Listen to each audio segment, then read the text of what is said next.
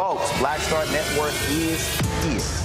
Oh, no punches! I'm real revolutionary right now. Support this man, Black Media. He makes sure that our stories are told. Thank you for being the voice of Black America, Roland. Stay black. I love y'all. All momentum we have now, we have to keep this going. The video looks phenomenal. See, there's a difference between Black Star Network and Black-owned media and something like CNN. You can't be Black-owned media and be scared. It's time to be smart. Bring your eyeballs home. You dig?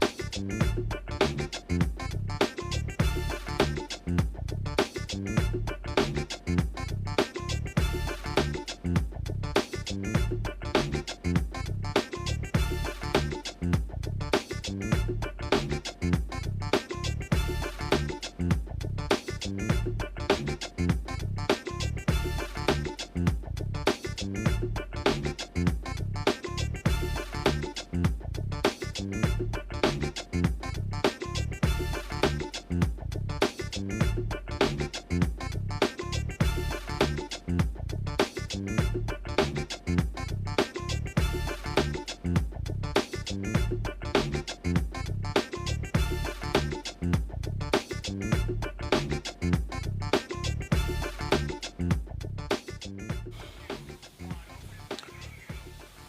is Friday, May 24th, 2024. Coming up on Roland Martin Unfiltered, streaming live on the Black Star Network from Houston, Texas, the hometown of George Floyd. Tomorrow marks the 4th anniversary of the death of George Floyd. We'll talk to family members about him and also how so much has changed over the last 4 years. And I talked to them and asked them, do they believe America is retreating from the focus on criminal justice reform in the wake of the death of George Floyd? We'll have that on the show. Plus, we'll discuss policing in America since the death of George Floyd. The president of the National Organization of Black Law Enforcement Executives. Also on today's show, Vice President Kamala Harris recently gained significant support from swing voting states. We'll tell you about new polling from Bloomberg. Also, I was back here in town presenting for the 4th year, my annual scholarships to my alma mater, Jack Yates High School. We'll show you a little bit of that as well. Plus, I talked with the author of a book about white evangelicals. She grew up in a white evangelical church, and she talks about how so much of it is focused on the culture wars. It's a conversation you do not want to miss. It is time to bring the funk. I'm Roland Martin Unfiltered on the Black Star Network. Let's go. He's got it. Whatever the miss, he's on it. Whatever it is, he's got the scoop, the fact, the find. And when it breaks, he's right on time and it's rolling. Best believe he's knowing. Putting it down from sports to news to politics. With entertainment just for kicks, he's rolling. It's on go, roll, roll, y'all. It's Roland Martin, rolling with Roland now. He's funky, he's fresh, he's real, the best, you know he's Roland Martin now.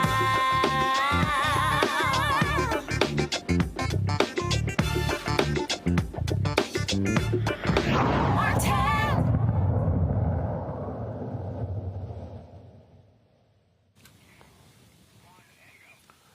4 years tomorrow marks the day when George Floyd's life was snuffed out of his body in Minneapolis, Minnesota. That murder just galvanized the country as so many people around in America, around the world, protested over what they saw was police brutality, with the neck being placed on his back. As we said, protests happen all around the country. They continue today. Of course, there's been a week of activity in Minneapolis as folks have taken to the streets there protesting change. But a lot has changed in the last 4 years, yet we still do not see a bill that deals with criminal justice reform that was blocked in the United States Senate by South Carolina Senator Tim Scott. Floyd is the brother of George Floyd. He's also the president of Foundation. He's joining me now from Baltimore, Maryland. Floyd, glad to have you with us. First of all, I'm here in Houston, of course, hometown. I was at my high school today, Jack Yates High School, the same high school that George Floyd attended as well. And so certainly glad to be here. It's always a tough day, though, for us to do this show because we're talking about, again, your brother being killed by Minneapolis police. When you look at 4 years later, what do you see that has been positive change that in the wake of the death of your brother in this country? Well, honestly, I really don't see a lot of positive change. They implemented laws. They implemented things for the bill, meaning that they had the no-knock warrants for Breonna Taylor. They had the no-chokehold law established for Eric Garner, my brother George Floyd, and so many others. You think about how they said, spoke about the database. People can't just have a job in Washington and then go get a job in Baltimore. But the thing that I want to focus more on is qualified immunity, because you have to have an understanding that people, they have these dash cams and they steady killing us, and then they want to turn the cameras off and act like they didn't kill us. And I don't care where you at and who you talking to. We got to talk to kids the same way. And they could be second grade, third grade, fourth grade. We got to explain this over and over again. Qualified immunity, qualified immunity, qualified immunity over and over to tell these kids what's going on in America. In fact, there was a federal judge who recently, in his ruling, ripped the Supreme Court's decision on qualified immunity and said that needs to be seriously reviewed and changed. And this was a black federal judge in Mississippi. Let me tell you something. Qualified immunity always needs to be respected because you got too much going on in this world right now. You look at this happened to Roger Fortson. He was murdered right there in his